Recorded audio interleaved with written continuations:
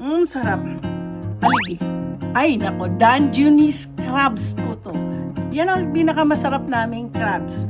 At meron ako shrimp. Di ba lagyan ng gulay yung fried rice? Of course, tingnan nyo, meron. Meron bango.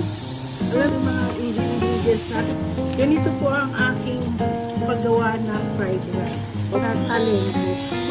Ipupagpagpurihin ninyo lagi ang Panginoon.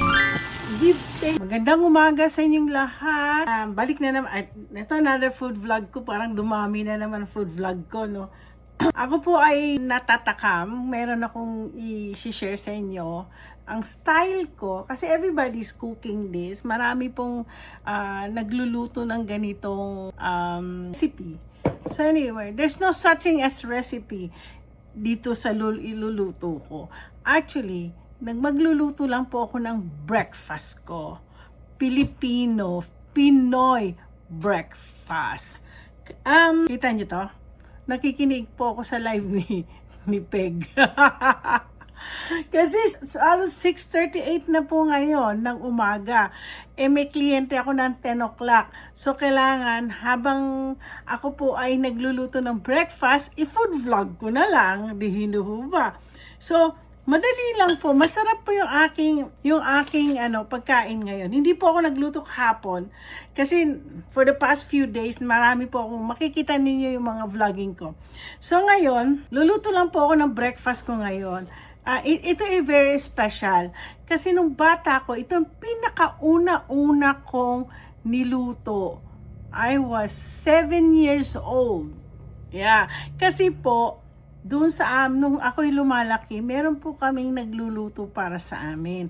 Uncle ko, pinsang buo ng mami ko na nakastay po sa bahay namin na nagtatrabaho din po siya sa Public Works and Highways. Nung araw kasi nung we're growing up, ang mami ko at ang daddy ko sa Public Works and Highways. Hindi pa district engineer ang daddy ko noon. Parang supervisor pa lang siya ng maintenance o gano'n. Si mami nasa land surveying. Syempre, lakas-lakas na niya sa district engineer. O, di pasok mga kamag-anak. So, yung uncle ko yan, isa-shout, wala na nga siya, is Tito Mario. I will never forget my Tito Mario. Tito Mario ko lives in Cabagan, Isabela. Yung Cabagan, Isabela, yan ang famous ng Cabagan, Isabela, is yung Pansit Cabagan. Yes. Kaya pag umuwi po kami, kasi ang lola ko, Ibanag, taga Cabagan.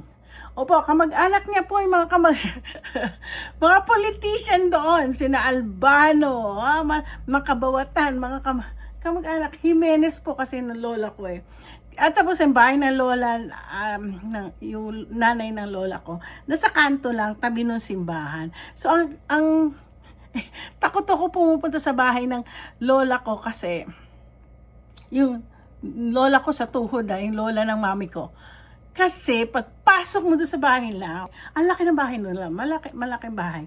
So, nandun kami sa taas, pag umakyat po kayo doon sa kwarto mismo ng lola ato ko, ang lalaking rebulto, yung mga piyeta, yung mga, pag nagkakaroon ng piyesta, di piyesta, sorry. Pasyon. Opo, ang lola ko, ang caretaker, or if it's hers, na yun ang pinapasyon nila. So anyway, bata pa ako nun. Ay, kinakatakutan kong umakyat kasi ang lalaki na rebulto. Si Jesus Christ, ang laki-laki. Tapos yung pieta, ang laki-laki. Yun, malaki ang ang kwarto ng lola ko. Siyempre, hindi pwedeng hindi mag-hello sa lola ko. Si Lola Ato, isa yan. Lahi po talaga siguro ng mga sa side ng mami ko, sa nanay, ang mata, still looking at you. Pero, alam niyo po, hindi niya kilala ang mami ko, pero ang daddy ko kilala niya. Engineer.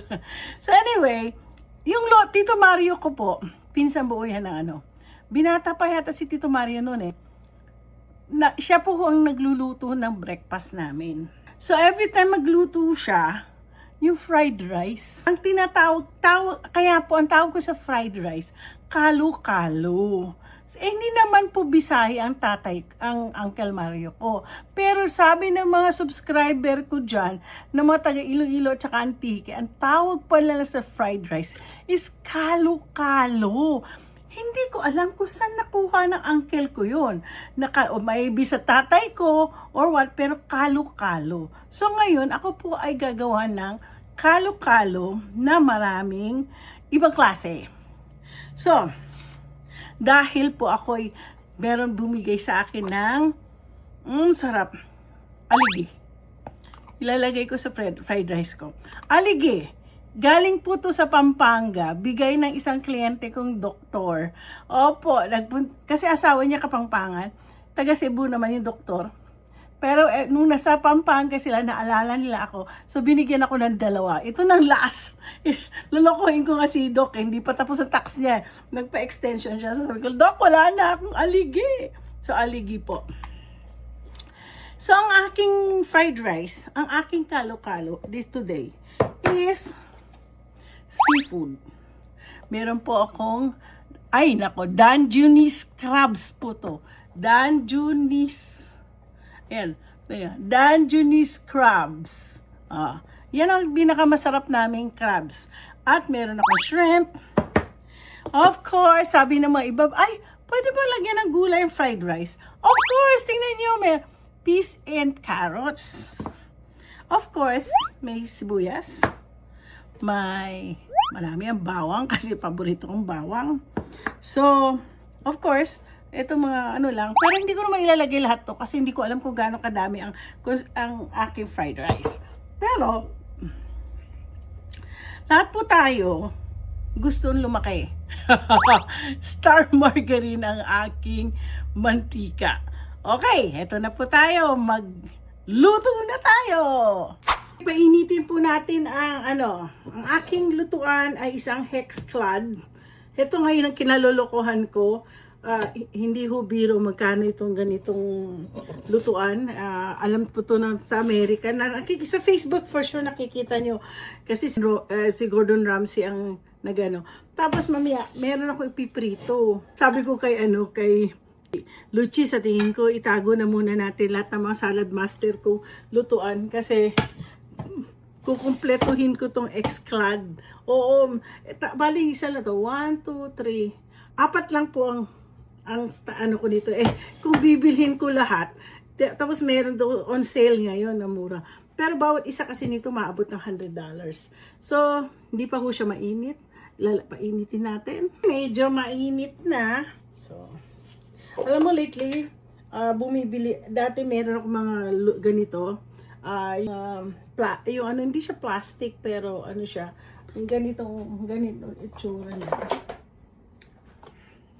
Yeah. Maganda rin po to. Ano tawag? Hindi naman to plastic. Rubber. It's a rubber. So, lately kasi, natutuwa ako kasi sa mga ganito. Nandun ako sa Korean store. Ito yung meron sila. So, lalagyan po natin ang ating red sauce pan. Ayan. Oh, bango. Alam niyo sa totoo lang, ang bango-bango po ito ng itong okay. Tapos meron na po ako kagabi, nakapag saing na po ako. Ayan, iniinit ko lang po yung saing. So, yan po. So, yan. Tingnan natin to. Ako po ay medyo okay na siya. Alam niyo, gusto ko po ng maraming garlic.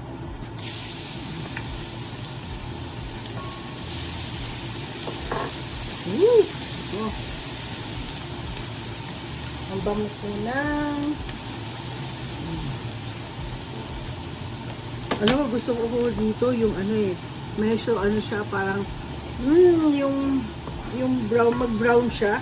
Kasi malasa kasi pag na-toasted mo yung yung tawag nito. Wag lang po siyang masunog. Okay? Ganyan po ako, iniingatan ko po talaga kapag lalo na pag bawang. Kasi pag ito nag-brown ng nasunog, mapait po ang fried rice nyo. Ito, medyo nagba-brown na siya. Maglalagay po ako ng sibuyas. Nako, buti wala si Maring, ang aking kumaring si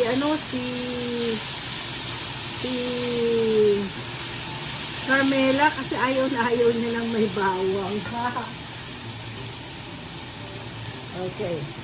So, susunod po natin dito, last na ang aligo. Okay?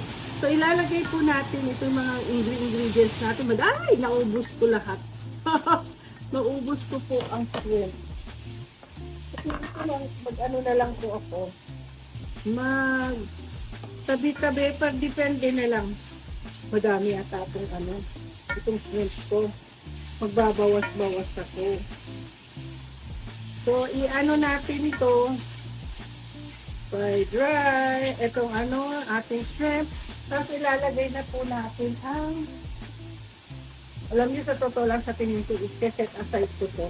Kasi, madaming ingredients. Madami ako nabili. Pero pwede natin gawin to. Wala na po ako naririnig sa live ni Rowell. At opo, nakikinig po ako sa kanya, kaya lang masyadong maingay itong aking exhaust fan. Ay, sandali! Mag-stop muna ako. Kasi alam niyo yung amoy, nangangamoy na. Mag-lit muna ako ng mga candles. Okay. Ako'y bumabalik at naano ko po yung mga candles ko, nakalit. Kasi maamoy din po kasi itong lalo na yung shrimp at saka crabs. So ngayon, ilalagay ko muna ito. Ay, ilalagay ko na rin po yung konti lang naman. Hindi ko ilalagay lahat. Okay. Ilalagay po natin ng pwede na po itong ulam. Alam mo, una-una po nagluto po ako ng fried rice. Sabi na mga iba, ay, pwede pala maglagay ng gulay. Opo, hindi niyo po napansin na sa fried rice sa Chinese, meron silang green peas. Ito, pwede ito kainin ng asawa ko mamaya. Kasi lahat po to safe. Ay, hindi pala. Kasi gumamit pala ako ng Star Margarine. May sarili kasing margarine ang asawa ko. Kasi, yun po ay, yun ang kanyang plant-based po kasi. Alam mo, nagpapasalamat po ako sa Diyos na may mga talento na binigay ng Diyos. Ito nga po, pag nagbigay ng talento ang Lord sa inyo, dapat lagi po natin close ko muna. Lagi po natin pangangalagaan ang talentong binigay sa atin ng Diyos. Kasi, pag binigyan tayo ng talento ng Diyos, hindi po, minsan kasi mga iba mayayabang. Uy, ang galing-galing ko. Hindi nila alam na yan ay bigay ng Diyos sa kanila. Sa kanila kasi, ang pinupuri nila, ang sarili nila. Okay? So, yun lagi nila iniisip na ang galing-galing nila kasi nga sila po ay matalino. Pero sa totoo lang, what if, one day, kukunin ng Lord ang ang talento mo na binigay niya sa iyo. Tandaan nyo na kung na babasa pa kayo ng mga parables na yan. Hindi ba? Pag hindi pinangalagaan ang mga talentong binigay sa inyo ng Lord at ginamit niyo sa masama, akala niyo ba ma-bless kayo ng Lord? Tandaan niyo, may araw. Alam niyo, true to life story talaga.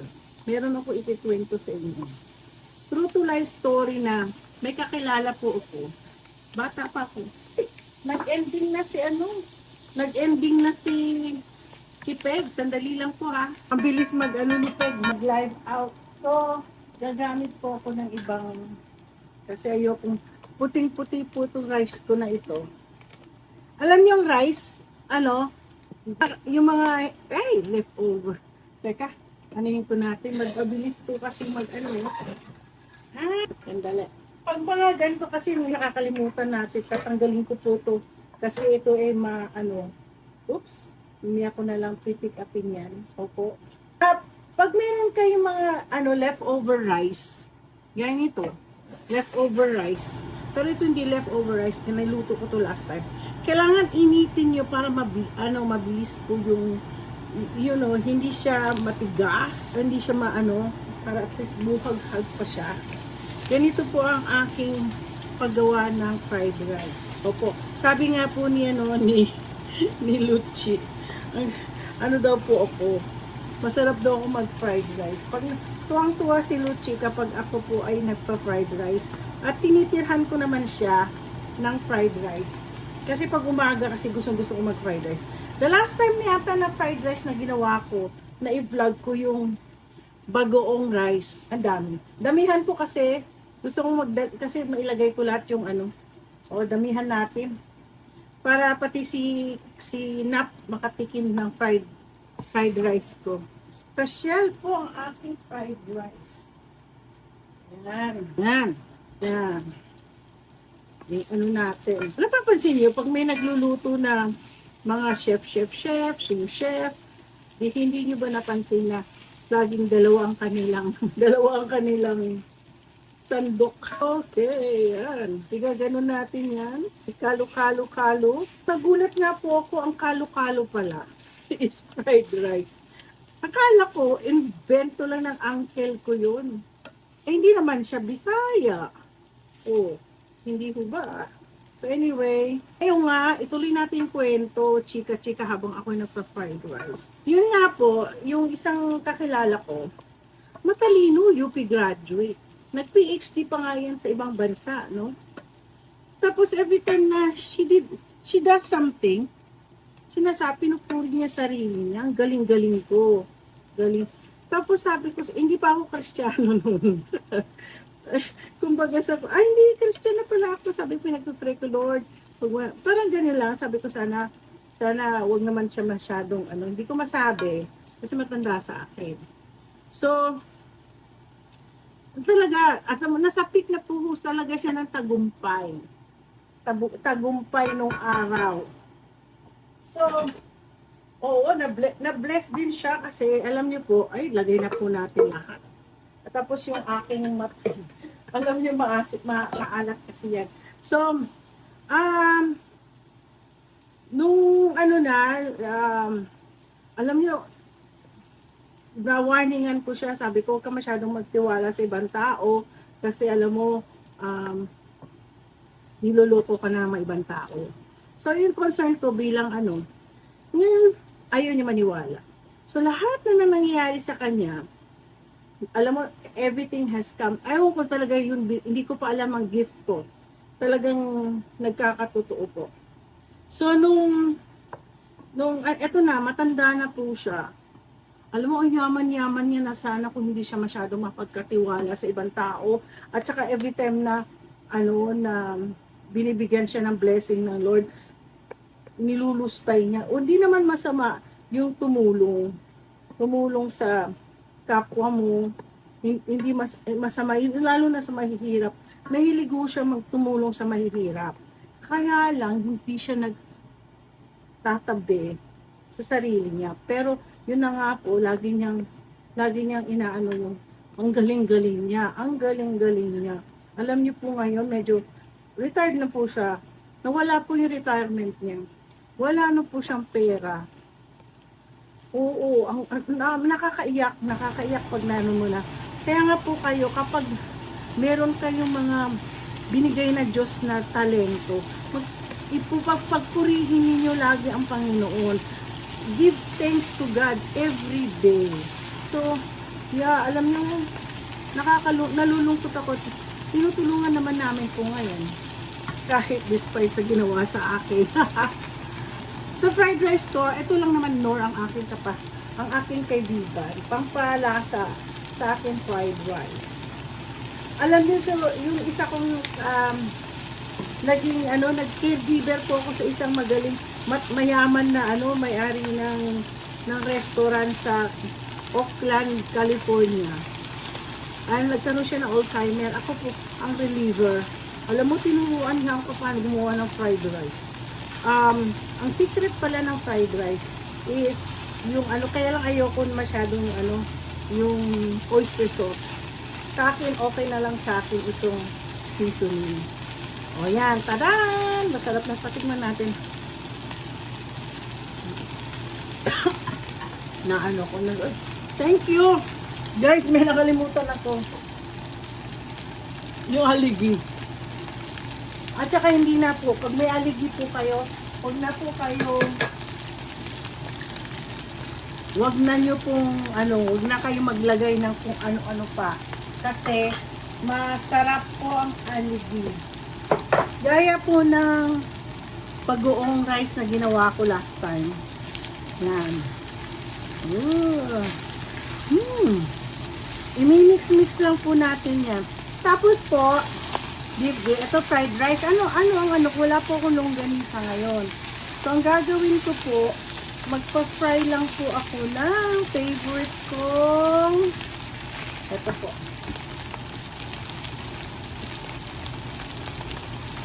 Fried chicken. Tatawagin ko tong chick silog. Siyempre gagawa po ako gagawa po ako ng itlog at fried rice. So pagsasamahin natin lahat to. Okay guys, tapos na ang aking breakfast. Kakain na po ako at ipapakita ko sa inyo kung ang aking ginawang, tawag ko dito chick silog. Fried chicken yun chicken, sinangag, and itlog.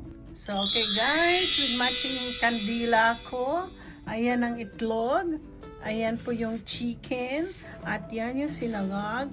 Nanilagyan ko naman po kahit paano ng, ang tawag nito, yung cucumber. O, diba? Masarap siya. Oh. Ayan ang aking tinatawag na chick silog. Okay, ito na po aking chick silog. Balik na talaga ako. Nag-order ako ng bagong hats and apron. So, ito pong breakfast ko for today, for sure the whole day. Mga alas 3 na po ako kakain ng ako. Pero magdadala ako ng fried rice para kay Nap.